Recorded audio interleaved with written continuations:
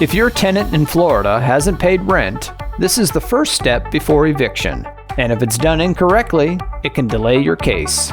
In this video, we'll walk you through how a Florida 3-day notice to pay rent or quit works, and exactly how to fill one out. Please note this video is provided for general information purposes only and does not constitute legal advice. Laws may vary by location and may change over time. You may wish to consult a qualified attorney or local housing authority for guidance specific to your situation.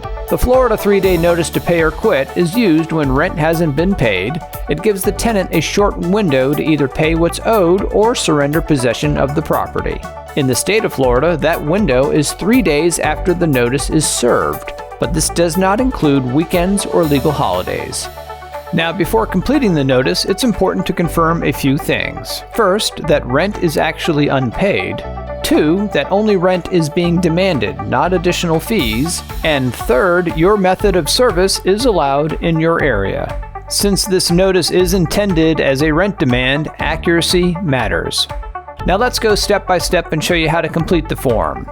Start by entering the date of the notice, along with the property address and unit if applicable. List all tenant names exactly as they appear on the lease. Enter the landlord or agent name and mailing address.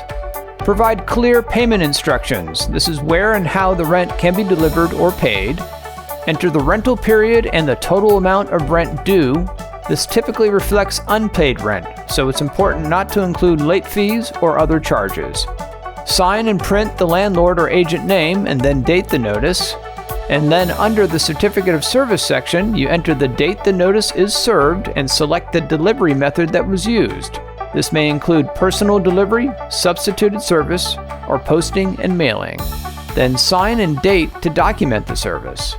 After this notice is served, the tenant will then have 3 days to pay or vacate, once again excluding Saturdays, Sundays, and legal holidays.